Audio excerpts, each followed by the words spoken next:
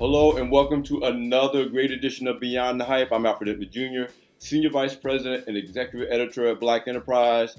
Every time I promise you a great show, every time we deliver, and today will be no exception. Listen, guys, you know we're in a very critical period for us as a nation and as African Americans in particular. It's an election year. Things have not been the same really since the pandemic, but the truth is there were things not happening really on the right track before the pandemic.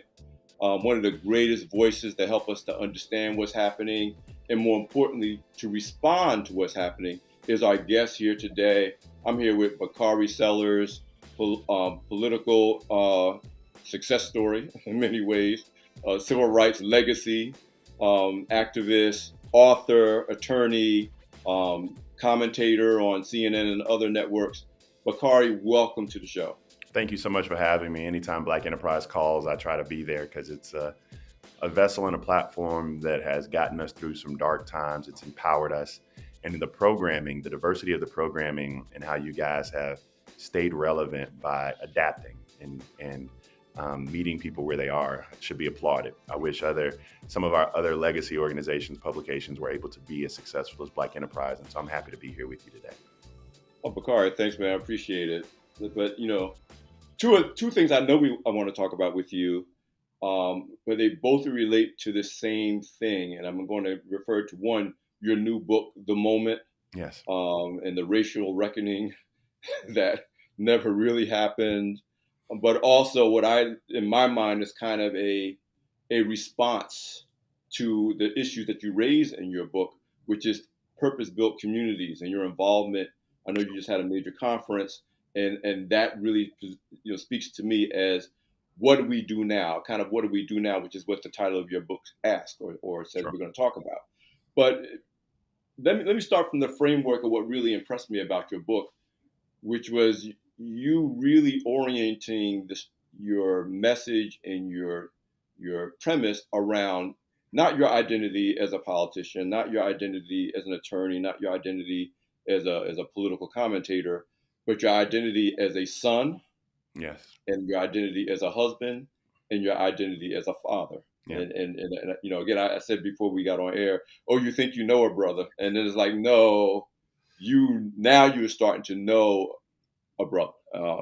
So talk about how you frame not only your public service and your upbringing as the son of a founder of the Student Nonviolent Coordinating Committee, but more importantly, how you navigated being a father with you have one daughter who has some immune compromised Yes. vulnerabilities because of the nature of her birth, navigating that during the pandemic. I mean, to me, it really hit home in ways that I don't know if I really expected, but then at the same time, really drove into why you're writing the book, why you do what you do, what your hopes are for your children. Just talk about your real identity as a son, a husband, and a father. So, one of the questions that people ask me about writing this book is why now? And I date back to an interview I did on my podcast with Cicely Tyson. It was her last interview. I did it on Monday. She passed away on Wednesday. And in that interview, I asked Cicely Tyson, I said, you're writing your autobiography and you are over the age of 90. Like, why now? Right. And Mrs. Tyson looked at me and she said, because I wanted to have something to say. Right. And so for me, it's that same type of impetus. I wanted to have something to say. And we were in this period of COVID. We were in this period of racial reckoning. I use that loosely with the death of George Floyd, Breonna Taylor, Ahmaud Arbery, just kind of all being combustible right around the same time. And I began to analyze the fact that it was a moment that was missed. The introspection that I was doing during that time was introspection of being a Black man in America. It was introspection as being a husband and a father. And in order to navigate that, in order to create the societal change, I had to pull on the strings that were taught to me, being raised on the knee of a civil rights hero who loved Ella Baker and Fannie Lou Hamer, who worked with Judy Richardson and Marion and Stokely and H-Rap, and pull on their organizing and pull on their messaging and pull on their fortitude to meet people where they are in places like Philadelphia, Mississippi. And it's, I believe that a natural analysis of where we are today from that time period is that of 2020, 21 is that we were on the brink of what could have been a third Reconstruction, but instead we've actually lost progress since that time. We've actually gone backwards, and what people have deduced to be a white lash, what people have said is some type of um, overcorrection from the election of Barack Obama, and you saw that all the way through. But it's an interesting time period that we're living in because we say terms like this, and I'm assuming you would agree. I'm pretty sure you would that we're tired of Black folks surviving. We want them to thrive, but now we're just having to maintain the things that we fought for, and it puts us in a very precarious situation, one that's dangerous even with November looming. Well, you hit on a couple of points, but I want to talk about again there are emotional touch points that you hit, even at the very beginning of the book when you talked about your emotional response during the George Floyd and the idea of crying and that being it's not. I often talk to my mainstream or white peers in the media business. I say often what's just a news story to you Correct. is a personal either triumph or tragedy for me. And yes, for the most part, I report at least in a non-emotionally expressive way, but it's very emotional. And then the Correct. reason why that meant something to me, you talked about how you were feeling when you were about to talk about George Floyd on the air, and it brought me back to now 10 years ago when Mike Brown was killed. Yeah. And 10 years ago, my son was 22, and I was still getting used to the idea of my son being not in those streets, but in the streets, meaning he's not living up under my roof Correct. anymore. Correct. He's moving around. He's, But, let me he, interrupt you just briefly because yes. there is a political nexus, and Mm, what you're commenting on reminds me of conversations that I was a part of with like Michelle Obama in 2008, when it wasn't a lot of us, but we were a part of the South Carolina steering committee for this young man named Barack Obama. Actually, it goes back to 2007 after he announced, right? And there were two things that came up. One was that there was a fear amongst Black folk in South Carolina that white people weren't going to vote for him. And that changed with Iowa. That's why Iowa was so important because they were like, oh, wait a minute, white folk don't vote for him. And the second thing, which is along the lines of what you're talking about, is they were afraid somebody was going to kill him. And when I say that out loud, people are like, what are you talking about? But you have to understand, for my father's generation and many of the Black super voters, the people who were determinative of the outcome of the Democratic presidential primary, that was a very real fear because of the way that you just articulated how we have lived through generations of trauma and how they yes. have seen Medgar Evers and Emmett Till, right? How they have seen their heroes, Martin and Malcolm, be taken away from them. And that was a very And it real, should be noted, and I don't want to gloss over this. Your father took a bullet in the Orangeburg yeah, massacre yeah, as a and student. yeah. It wasn't like, oh, I mean, this is real in a very real way. Yeah, and our experience is real. And so when you see Michael Brown or when you have to visualize George Floyd, the emotion Mm, that you saw from me was the personalization of it. Like my father was shot by law enforcement before. All right. I mean, I grew up with him in my kitchen every day. I saw myself in George Floyd. And then the true emotion came out of me seeing my son. Because now the funny part is, as a millennial, now I'm raising Black children. I'm not only teaching him the virtues of Outcast and the musical genius that is Outcast at 5 years old. But I'm also I'm also deathly afraid of the way the world will treat him because of the way that he looks, or how he will be prejudged, or how he will be stereotyped, or how he will be cast. And that is what you saw. And how will I teach him that? And what will I say in those moments? And the fear of being unprepared to meet that challenge, all of those things run through your mind. yeah, I mean, there may be a time that every parent faces when you realize that no matter what you do, once you send your child out into the world, you can't really protect them. And as a father, that's even more, because you think that's part of your role. You're supposed to protect your family. But for us, that day comes practically at birth because we know we're bringing them into a world that no matter what we teach, We can't protect them, but we still got to fight on anyway to protect them. And with the Mike Brown situation, that was, I literally called my son and was like, "Are you okay? Where are you?" And he's like, "I understand why you're calling, and all I can say is I'm fine, I'm safe." And I said, "I just wish it wasn't like this." And he said, "I hope that I can be one of the people in my generation that changes this." And that hope part that I saw in terms of you did like kind of a letter to Stokely, your son, about in our lifetime we're not going to fix it, but you're doing the best you can not only to prepare him for it, but hopefully to prepare him to be part of the change. And that hope is what I think has kept us going since for centuries. Yeah, and for me, that letter to Stokely was hopeful. It was also a stark, sobering realization that we're not going to get there, and Yeah. um, that for me is one of the more frustrating moments.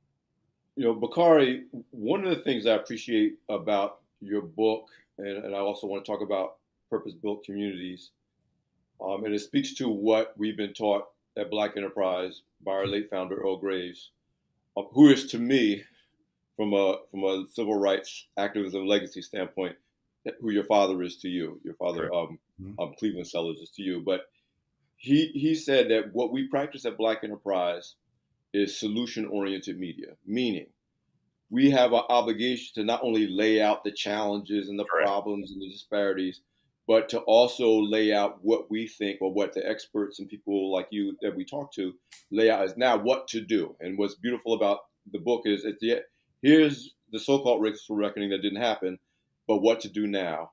And obviously, there's lots of prescriptions about your thoughts about where we are, why we're there, what the price we're paying for being there, and our children and their children, but what to do. Talk to me about your orientation, and I know part of that orientation is because of your upbringing and your heritage and the things you've experienced about this need, and I'd say need for more African Americans to, if you're comfortable, not be so comfortable and get into what to do, and if you're not comfortable, what do we do to create avenues to actually do something as opposed to surrendering or giving up? So there are a couple of things. One, we decided on this metric because we didn't want to have a book that just articulated the pain of the experience. I felt like that would have been another book that was just out there. It would have been no separation other than maybe the writing or the memoirs or the stories or the interviews. But the prescription for us was a way in which we can have a conversation in a time when people are tired, exhausted, on the sidelines, beat up, dealing with their daily task. Yes. And we wanted to pull people off the sidelines. We wanted to engage them in a way that they may not agree with every prescription or any of them, but they would at least begin to have conversations about that forward looking. Because there are two questions, right? And I believe you would agree with this, but there are always two questions that whatever journey you're on, you got to ask yourself, like, how far have you come and where do you go from here? And we do a good job of answering the first question, which is how far have we come? But we very rarely ask the next question or attempt to answer it, which is where do we go from here? And that is the role that prescriptions play. It's also, uh, you'll see that my experience, even in politics at a young age, has made me more of a pragmatist than a lot of millennials or young people are. Because I went to a General Assembly in South Carolina that I was young, I was black, I was a Democrat, and I was a young black Democrat, which means that you had to be willing to try to figure out the best way to maneuver the ball from point A to point B because you didn't have a lot going for you. So it made you become a little bit more pragmatic. Not as much Michael McDonaldized, not it's going to happen right now today, but trying to figure out how to move that ball forward. And so we try to give some politically pragmatic solutions as well. Um, and kind of the last thing is, and you see it with, and this is probably the only time that I mention them in the same sentence per se, but Donald Trump and Joe Biden both have one major flaw, and that flaw is for different reasons. But that flaw is the inability to articulate a vision for the future because they remain kind of beholden to the past. And Donald Trump's flaw originates because he likes to air yesterday's grievances and is a vessel for white grievance in particular. Donald Trump's, I mean, Joe Biden's is more of a nostalgia for yesteryear. It's a weird kind of reclaiming that past and letting you know everything I've done in the past, 70 years since I've been in DC. Neither one of them, though. Even, and I say this, and it may be part of being captured by age. I don't know if there's a such thing as an 83-year-old visionary. I just don't know. But you need to be able to tell me what the future is going to look like for my children or your grandchildren or whatever it may be, even if you're not going to be here. I wrestle with that a lot, and I don't want to go too far down the road because we could spend a whole show talking about that topic alone. And I'm 64, so I'm very sensitive to the idea that you can be too old to do anything. But I do have a difficult time, like you said, if the goal is leadership into the future, and it's not just Donald Trump and President Biden, but it's a whole generation of people in leadership in Congress in particular that barely understand some of the forces that millennials and younger are facing. You talk about social media and AI, things that they know the words, but they have no idea what it really, really means to the day-to-day lives and the development of us and especially our children. So I totally get that. But again, we could spend the next hour just talking about that. Um, I really want to also talk about purpose-built communities. I know you guys just had a major conference. I Sure. know that you don't lend your name or your voice to anything that doesn't align with what the prescriptions and the things that you think are important. What? Tell me about purpose-built communities. What it's about and why you became involved in it. So, I have an affinity for American mayors. It's a weird kind of thing that I have, and one of my favorite people in all the world is Shirley Franklin. Shirley Franklin is the former mayor of the great city of Atlanta, Georgia. I want to say Shirley Franklin might have been 5'1", might be 5'1", but she You would might be being always, generous there. I knew I knew Shirley Franklin. but every time We'll give it to her. We'll give her 5-1. she always had like a fresh flower as a brooch. Mm-hmm. And even though she was 5'1", she was like the biggest person in the room. And Atlanta politics is a mess, as you all can imagine. Yeah. She tackled things that weren't sexy, like infrastructure, but was able to get it done, which transformed Atlanta into the Atlanta you see today. She actually went to college with my dad. My dad knew her when she was Shirley Clark, and she brings some of that same um, mobilization, community driven type of ethos that made SNCC to her leadership. And she's a huge proponent of purpose-built communities. And Mm-hmm. one of the common denominators of all of these organizations that kind of make up this one large organization is that they meet people where they are. And they've done a great job of identifying many of the issues that we have in our communities, which are really, to surmise it in one sentence, which probably doesn't do it justice, but lack of access. And you can add after access, you can add any word you want to add, care, education, whatever it may be, Right. infrastructure, whatever, but lack of access. And they do a good job of trying to address it. And I've used this phrase 3 times of meeting people where they are. And I'm not sure people really grasp how fundamental that is to organizing or how fundamental that is to any type of political progress. There are so many people who are disenchanted with the progress process, who don't feel as if the process touches them. And so, particularly with Black men in this country, we don't do a good enough job of meeting them in their spaces of worship, play, work, home, etc., and then listening to them, doing the essentials that are necessary to ensure that their voices are heard. And that's what Purpose Built Communities does. It really takes a grassroots approach from building a community from ground up and all of these different elements of the necessities of life. I love it because, and I share your um, uh, fandom, if you will, of mayors in particular in general. Yeah. And for a couple of reasons. Well, purpose-built community, I mean, it operates in 27 different communities in 14 states. It really takes the different elements of an area or a neighborhood, really makes sure that the existing residents are engaged. And we always have In, these. in, in spite The, of in spite of the political dynamics of what that state may be. And yes, so, yes. and they kind of, I don't want to say ignore, um, but they work in spite of the political headwinds that may be coming their way. Absolutely, absolutely. But the other thing is that I love about it is because, and I just had this conversation with one of my best friends. I say I care about who gets elected to the White House. I do because we have to, and who gets elected to Congress. But mayors are who actually gets things done. Like you become a mayor, I don't care what your political leanings, what your party is, you're being measured by what gets done and what doesn't get done. Correct. And there's other local positions as well. And this idea that it has to be more than just bantering back and forth about ideologies and party. And at some point, and we found it out by experience and during the pandemic, governors and mayors got things done, if anything got done. Yeah, we saw what was going on CNN and other networks, but I'm living in New Jersey, and I'm certain things are getting done Well, that need to get done. let us do this while we're at this point in time. And down Yeah. south, some of y'all big city folk may not know this saying, but down south we have this saying of giving people their flowers while they're living.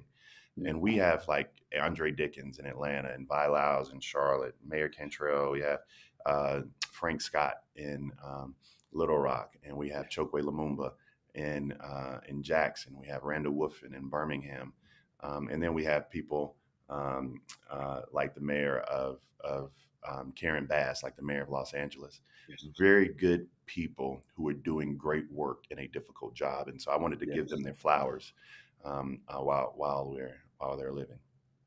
Yeah, and I think that's so important as we talk about solutions and things like purpose-built communities that have to happen ultimately on the ground and Right. ultimately requires people to get past differences and quote unquote polarization because at some point it's about food, clothing, shelter, healthcare, and the health of a community.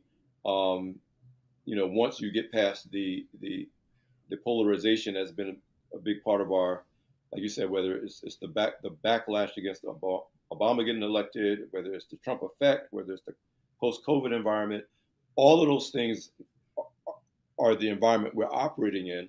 But it all boils down to where are people going to live?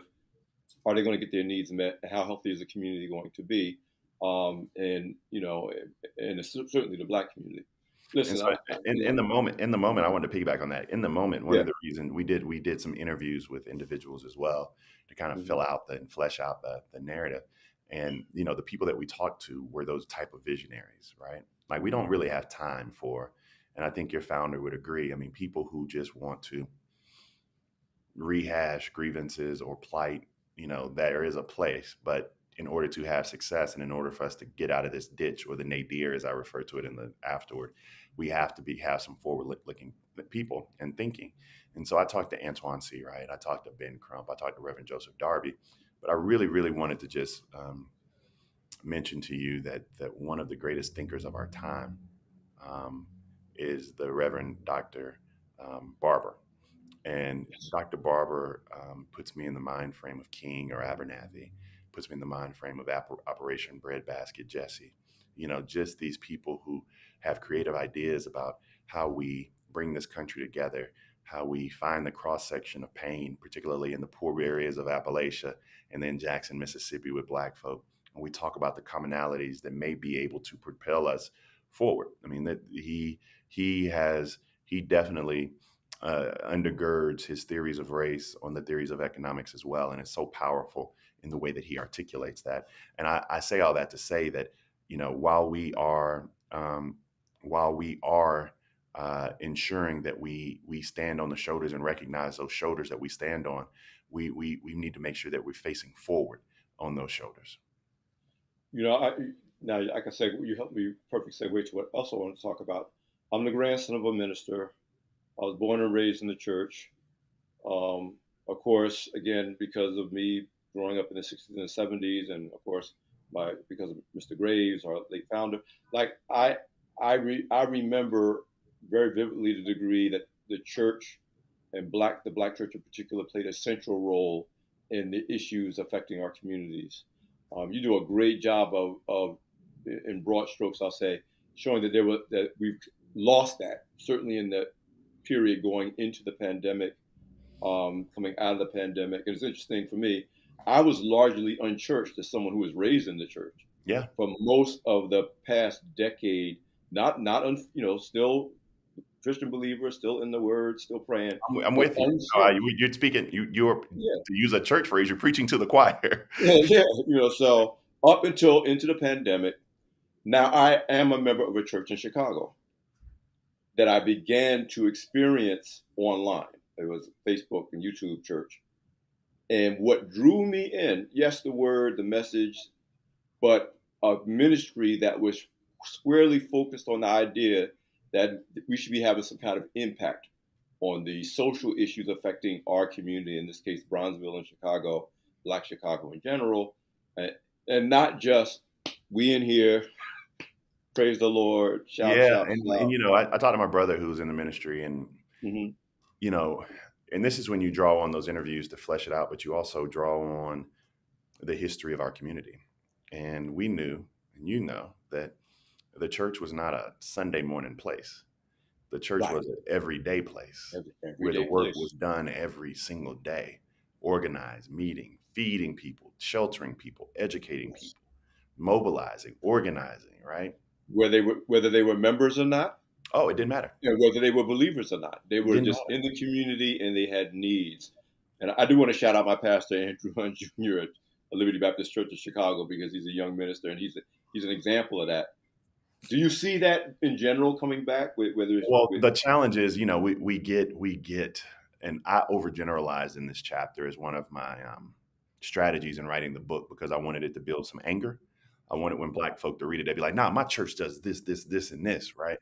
Right? That's kind of what I wanted from them, so we can actually get the conversation. I'd be like, "Well, what about talk to me about why isn't it 5 or 6 churches doing that, or how do we get more people to be involved in that? Why are we focused on prosperity gospel and not the gospel of why is it not and the gospel of upliftment in our community? Like, I want to be prosperous, but give me prosperity and organizing, right? How do we get to that point?" And so I talk to Bishop Jakes all the time. He's one of my, just spiritual heroes who helps me get through a lot of great difficulty. And we recognize the things that are going on and urge and lead by example. And I know that we don't need to ask the church to go backwards to 1960, but I do think that there is a very similar role for them to play today. And the question for me, and the audacity of a 39-year-old Episcopalian from South Carolina to ask the church this question, but why aren't we doing more, and when can we start to do more? Mhm. I'm with that. That was a powerful question.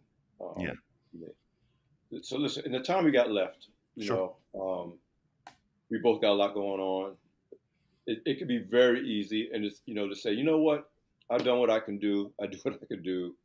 I got my kids, I got my family, I got my um, but we are at an inflection point right now where we do need to have more of us, and I'm not just talking about prominent, famous people. I'm talking about people who are successful, may not be celebrities in any way, but we need more of us. This is my opinion. I'm not putting words in your mouth. To do what our late founder Earl Graves used to Yes. say all the time, and Butch Graves says now. We got to be willing to put ourselves in harm's way. There needs to be more of a there shouldn't be an exception to the rule when people do that. There was a time when that was the rule, and you again, as you start out your book with your A father, preacher. Yeah, I was about to say, look, Michael, and yeah, I mean, you have Sidney Poitier, Harry Belafonte, my father, yes, Stokely, John Lewis. They were that was out. Picture was taken outside of Rikers after they were protesting the South African embassy and apartheid, and you saw a cross section of Black intelligentsia, wealth, yes, entertainment, pop culture, grassroots activism. Right? You saw these people come together for a common good. They put themselves in danger. Right? yes. And my father always says, well, Kanye West could do this, that, and the third. I'm like, Dad, Kanye West been gone. But his point remains, like there are individuals and I tell him that, there are people who are doing good work. And his art, he says that there could be more. And I agree. If we're going to, get out of this ditch, it's going to take all of us putting our shoulder to the wheel together. That is where we need to be. Gil Scott Heron used to say, nobody can do everything, but everybody can do something. And it's when everybody does something, and like you said, put their shoulder to the wheel, we tend to make progress even against the headwinds. In fact, especially against the headwinds, we Hmm. make progress. So I just think that's a great point. Listen, if you were to leave the Beyond the Hype audience with kind of a singular message. Of course, there's the obvious ones. Go out and get the book the Yeah. moment. Yeah. If you're purpose-built communities, you should learn more about it and be involved and be supportive and engaged with that and other similar initiatives. But if there was like an overwhelming message that you would want to leave the Beyond the Hype audience with from this conversation, what would it be? I mean, I would do three things. First, get the book, but not because of any reason that is purely selfish. In fact, it's kind of selfless, but it's hard for Black authors, and we have to do well so that other people get an opportunity to tell their story. And so I encourage people to get the book so that I can say that I've done well. Oh, and by the way, Alfred Edmond needs to go out here and write this memoir. We gotta get these things done. How about HarperCollins throw this man a check so he gets an opportunity too? And so that is the necessity. That's first.